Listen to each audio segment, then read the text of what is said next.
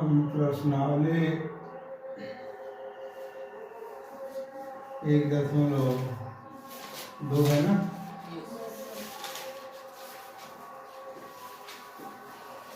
तो ये जो ट्री फैक्टर था लड़के,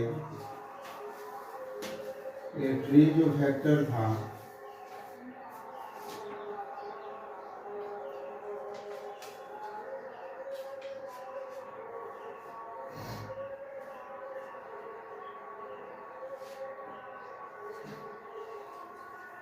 अब इसको तो मैं बता दिया था।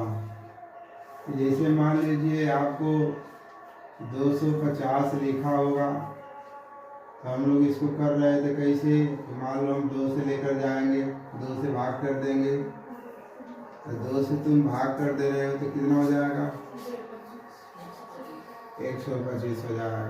ये नहीं कर रहे थे इसे, फिर इससे कर रहे थे तो कितने से, 5 से जाएगा, तो 5 से जाएगा तो कितना हो जाएगा, 25,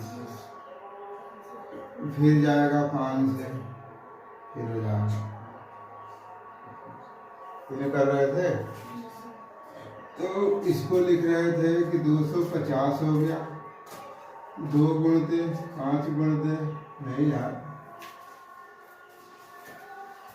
अच्छा ठीक है, 2 गुणते देखो ये 5 और फिर यहाँ पर ये भी कितना हो जाएगा, 5 और गुणा कर लीजिए 125 गुना हो जाएगा। तो 250 टू हम पढ़ रहे थे 2 गुणते 5 पर क्या घात, 3 घात, यही हमारा क्या हो जा रहा था, आंसर,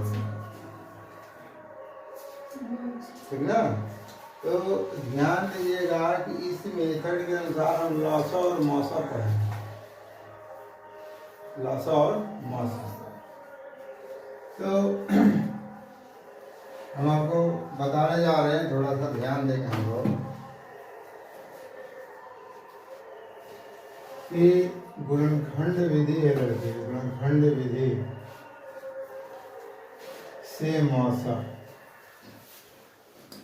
तो तुम पहले ऐसे तो पढ़ चुके हो, तुम पहले 6 और मान लो 20 का पूछा जा रहा था मौसा, तो तुम कर रहे थे कि ऐसा करिए 6 का गुणनखंड कर देंगे तो 2 गुणते कितना होना है, 3, और 20 का गुणनखंड करेंगे तो 2 गुणते 5 हो जाएगा। तो जब इसका HCF निकालते थे, HCF मैंने मौसा निकालते थे 6 का 20 का लड़के, यहाँ से जो मिलता था उसको लिख देते थे। ये तो शुरू से पढ़ते आ रहे हैं, अरे समझे ना। लेकिन जब इसको लगाना होगा कि जैसे मान लो हम यहाँ पर लिख दिए हैं 6, तो 6 का गुणनखंड होगा 2 गुणते 3 लड़के, और 20 का तुम्हारा गुणनखंड हो रहा है 2 गुणते 5। इसको तुम ऐसे लिखना घात के रूप में, पहले आप घात के रूप में लिखिएगा, फिर इसको लिख लीजिएगा 2 पर 2 घात 5 पर 1। तो इसी का मतलब ना कि जब तुम मौसा निकालोगे तो ध्यान देना कि मौसा के लिए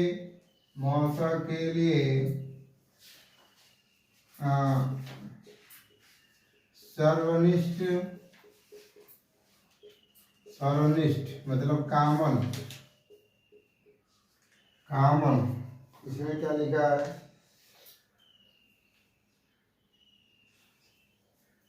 इसी का लिख देता हूं। ये संख्याओं में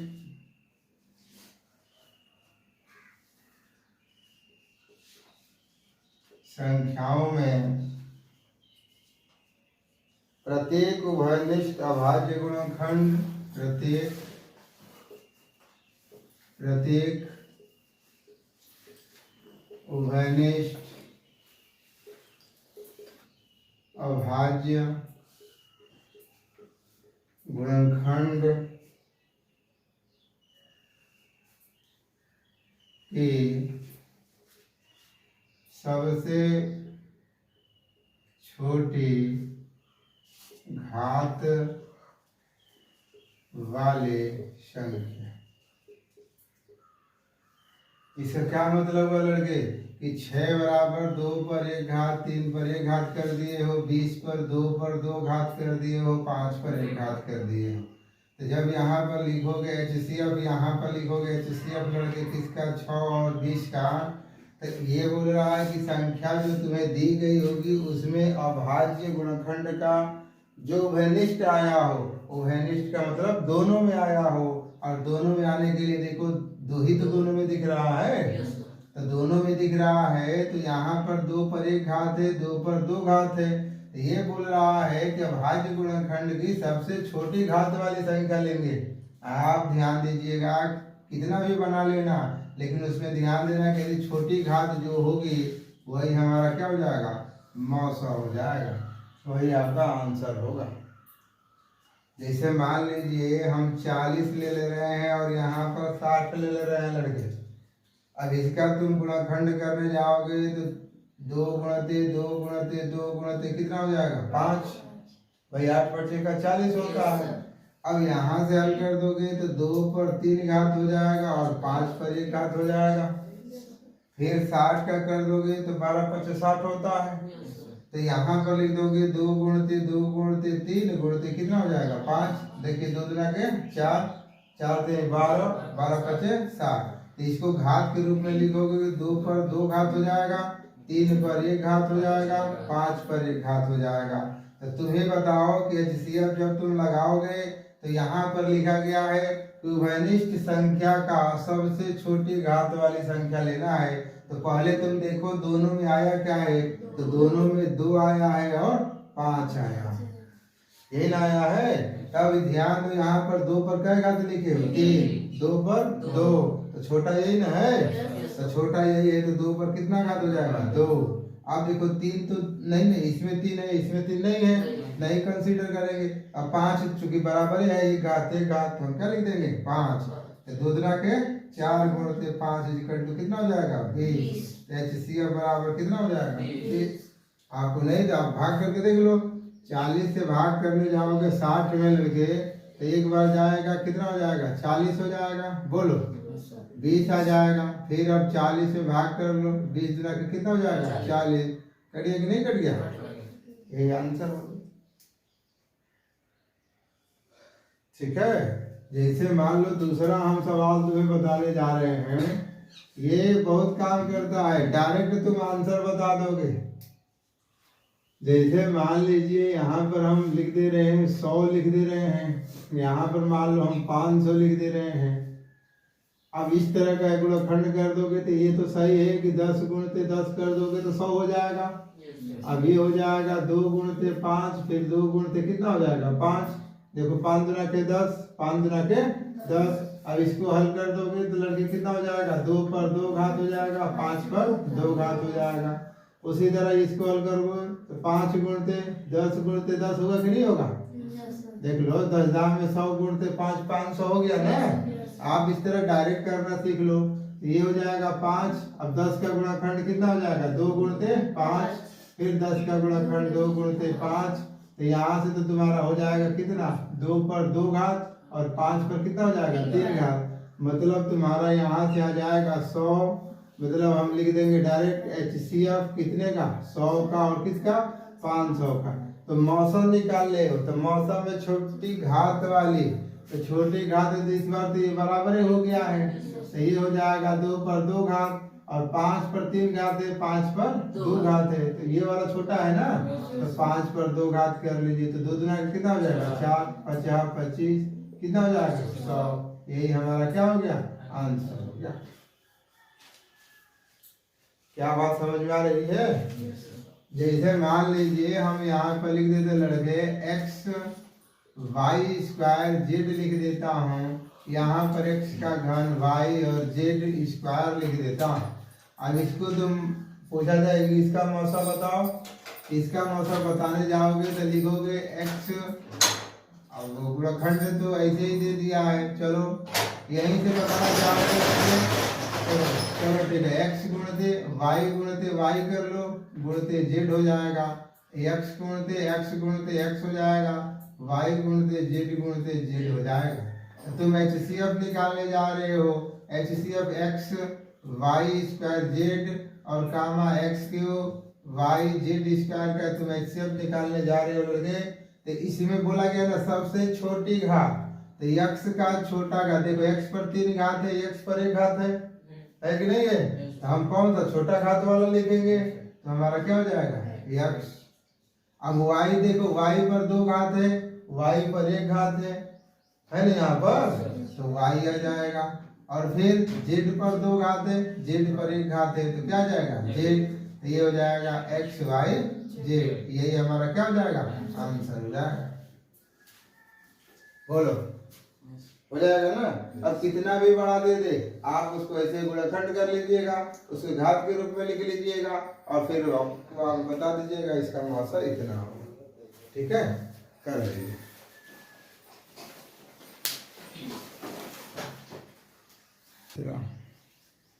मौसा वाले में आप पढ़ रहे थे लड़के कि जो भी तुम अभाज्य गुणनखंड करते हो वहां पर तुम्हें कामन चाहिए। कामन का मतलब अभाज्य गुणनखंड में जैसे 2 गुणित 3 आ रहा था, 2 गुणित 5 आ रहा था, तब तुम कर रहे थे कि हमारा मौसा हो गया। लौसा वाले में देखो ये भी कंसीडर करोगे, इसको भी लिखोगे और इसको भी लिखोगे। अब कैसे लिखा जाएगा, तो चलो एक उदाहरण करके हम बताते हैं। कहाँ गया रे?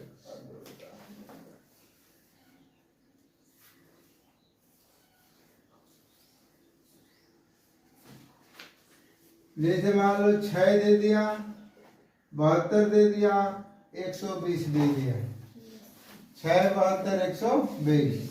अब इसको निकालने जाओगे लौसा, तो पहले तुम क्या करो गुणनखंड करोगे। अब गुणनखंड करोगे तो 2 गुणित कितना हो जाएगा 3, इतना ही होगा। अब इसको आपका उद्देश्य है कि 2 पर 1 घात 3 पर 1 घात लिखे। फिर ये 72 लिखा हुआ है, तो 72 का मतलब 8 9 72 होता है।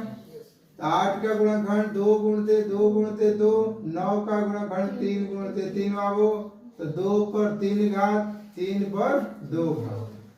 अब 120 लिखा हुआ है, 120 का मतलब 12 गुणित 10 लिख दो ना, 12 गुणित 10, तो 12 का गुणनखंड कर दोगे तो 2 गुणित 2 गुणित 3 हो जाएगा, ये हो जाएगा 2 गुणित 5 हो जाएगा, होगा ना भैया। ऐसे आपको ना आएगा तो पहला सा निकाल लेना, फिर उसको यहाँ लिख लेना। 2 गुणित 2 गुणित 2 गुणित 3 गुणित कितना हो जाएगा 5। अब यहाँ से हल कर दोगे तो 2 पर 3 घात 3 गुणित 5 हो जाएगा, होगा ना। तो जब इसका एलसीएम निकालने जाओगे लड़के, इसका एलसीएम लिखेंगे, एलसीएम एलसीएम 6 कामा 72 कामा 120। तो जब इसको लिखने जाओगे तो लिखा क्या है कि संख्याओं से संबंध, संख्याओं से संबंध प्रत्येक संख्या के अभाज्य गुणनखंड के सबसे बड़ी घात। प्रत्येक संख्या तीनों की बात कर रहा है, इसमें जो भी गुणनखंड आया होगा कामन तो कामन, नहीं कामन होगा तो किसी का हो सबसे बड़ी घात लोगे। जैसे यहाँ 2 पर 1 घात, 2 पर 3 घात, 2 पर 3 घात, कौन बड़ा है 2 पर 3 घात, तो यहाँ 2 पर क्या लिख दोगे 3 घात। देखो यहाँ 3 पर 1 घात है, 3 पर 2 घात है और 3 पर 1 घात है, कौन बड़ा है 3 पर 2। अब देखो 5 अकेले 5 ही तो दिख रहा है, तो 5 हो जाएगा, आई बात समझ में। तो अब इसको हल कर दोगे तो कितना हो जाएगा 8 गुणित 9 और गुणित 5, 8 बचेगा 40 हो जाएगा, गुणित 9 कितना हो जाएगा 360 हो जाएगा। तो आपको जो एलसीएम आएगा लड़के 6 कामा 72 कामा 120, वो कितना होगा 360 होगा, आई समझ में ना। अब इसी में तुम्हें मौसा बताना पड़ गया होता, तब यदि मान लीजिए इसी सवाल में मौसा एचसीएफ बताना पड़ा होता, तो एचसीएफ के लिए क्या होता है सबसे कम घात वाली और उभयनिष्ठ होनी चाहिए। 2 शब्द उभयनिष्ठ भी होना चाहिए, तो 2 के पावर 1 3 3, तो 2 के पावर 1 आ जाएगा, फिर 3 भी तो तीनों में है, तो 3 पर 1 आ जाएगा। इसका मतलब कि 3 गुना के कितना आ जाएगा 6। लौसा वाले में ध्यान देना कि जो बड़ी संख्या आती है इन तीनों से भाग दे दोगे और कट जाएगा, इस शब्द को ध्यान देना कि लौसा में इससे भाग देने पर ये कट जाएगा, मौसा वाले में इससे भाग करोगे तो ये सब कट जाएगा। एक दूसरे का रिवर्स है, क्योंकि कॉमन लिए हो, कॉमन संख्या से तीनों कटेगा। देखो 6 का 6 हो जाएगा, 12 के 72, 120 हो जाएगा। अब इससे इसको भाग कर दोगे तो ये भी कट जाएगा। ऐसा समझ में ना, तो ध्यान देना, यही आपका क्या हो जाएगा, आंसर हो जाएगा। कर लोगे ना। अब जैसे मान लो हम x y z में चले तब क्या करोगे, ये तो नंबर है, तुम्हें समझ में आ गया। अब हम लिख देते हैं x पर 3 घात, y पर स्क्वायर, z पर मान लो 3 घात, फिर यहाँ x पर 2 घात हो जाता, y हो जाता, z पर 4 घात कर देता, फिर x कर देता, y पर 3 और फिर हो जाएगा z पर 2 लिख देता। अब पूछा जाता है कि इसका, चलो ठीक है, इसका लौसा बताओ। अब इसका लौसा बताने जाओगे तो पहले ही घात के रूप में लिखा हो, तो घात के रूप में लिखा हूं तो तुम चाहोगे तो या तो गुणनखंड करके दिखा दो इसको आगे, और नहीं तो यहाँ से एलसीएम निकालने जाओगे तो पहले x को देखो, यहाँ पर x पर 3 घात है, 2 घात है और ये क्या है, 1 घात है, तो किसको कंसीडर करोगे, x पर 3 घात, ठीक। अब y पर आ जाओ तो y पर सबसे ज्यादा कितना है, 3 घात है ना, और फिर z पर कितना हो जाएगा, यही हमारा क्या हो जाएगा, लौसा वाले में इससे इसमें भाग करोगे, जो आंसर तुम्हें प्राप्त होगा उसमें भाग किया जाता है, कट जाएगा सब, क्योंकि बड़ी घात आ रही है और ये छोटी घात होती है, इसलिए इससे उसमें भाग किया जाता है। तो सब तो समझ में आ गया ना, हो जाएगा, कर लो।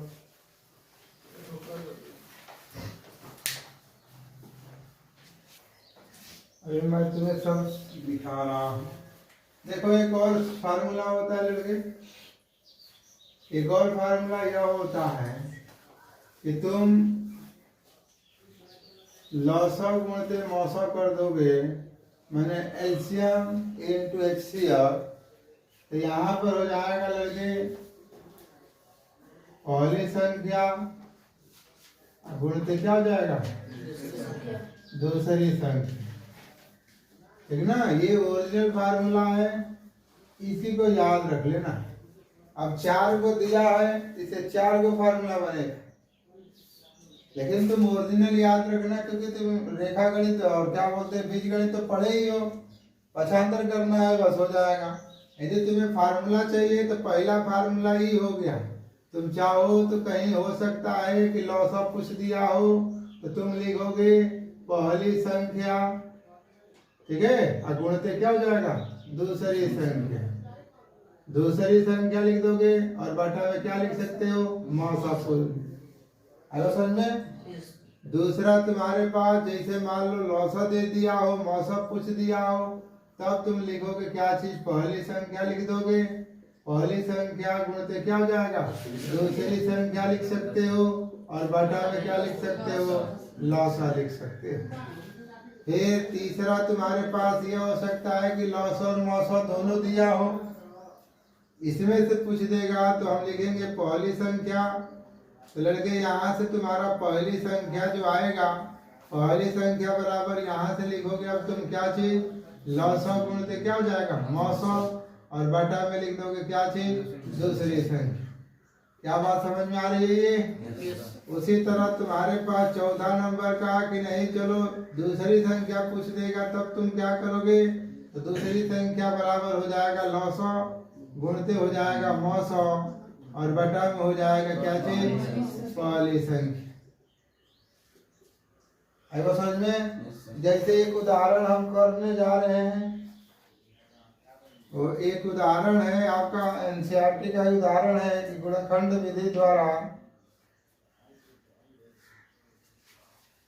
गुणनखंड विधि द्वारा कह रहा है कि 96 का समझ में रहा है और 404 का, 96 और 404 का मौसा ज्ञात करना है और फिर लौसा भी ज्ञात कीजिए।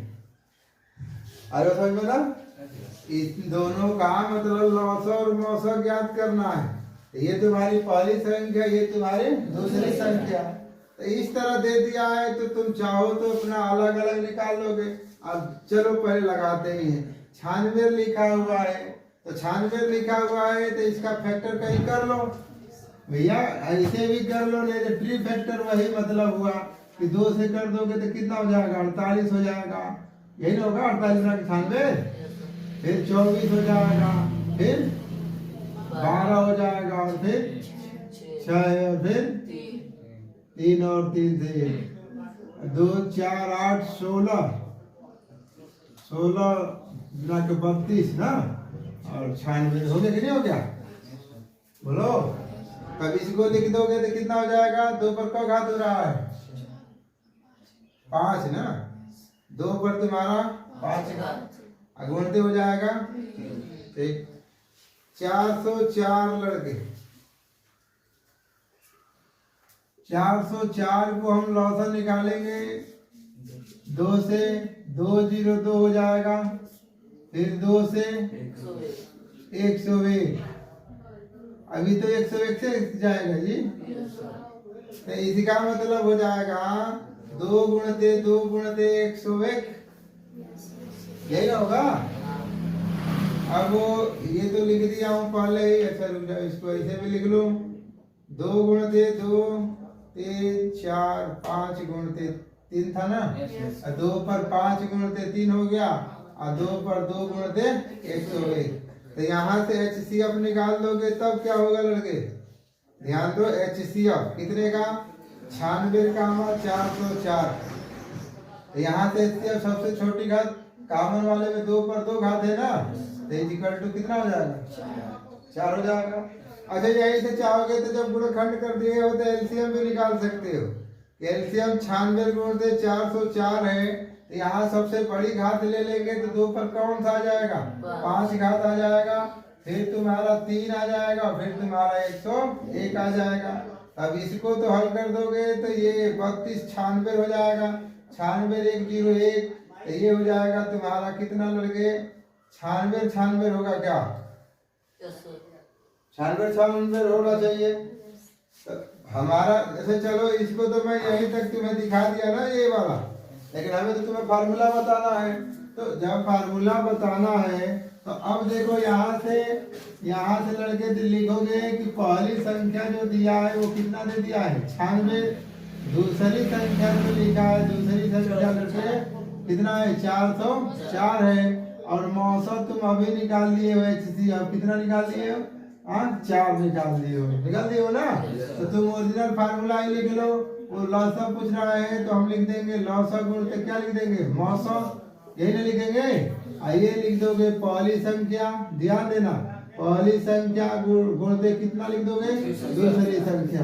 तो पहली से लौसा को तुम चाहो तो ऐसे लिख दोगे एलसीएम, बोला ना कैसे लिखना है, और किसका निकालना है, तो 96 का और 404 का पूछ रहा था, ठीक है।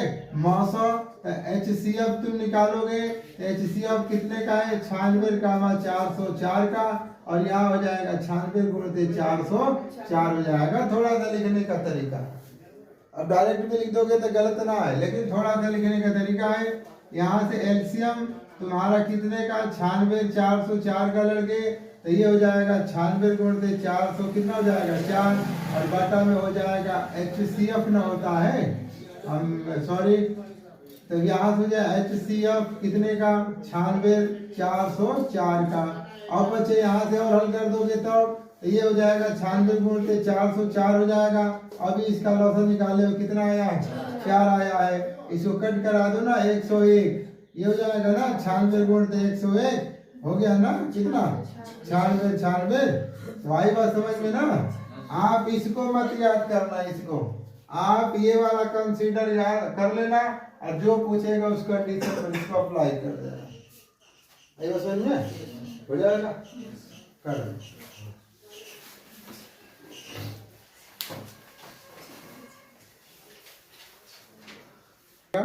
वही वाला लिखा है।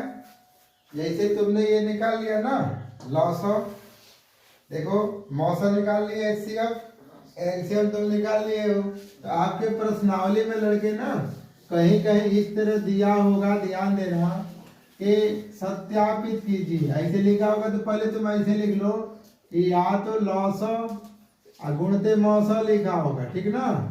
आई लिखा आ गया ना, पहली संख्या गुणते दूसरी संख्या। या तो ये इसको याद कर लो और नहीं तो लौसा गुणते मौसा बराबर यहाँ से हो जाएगा क्या जी, दोनों संख्याओं का गुणनफल, ठीक ना।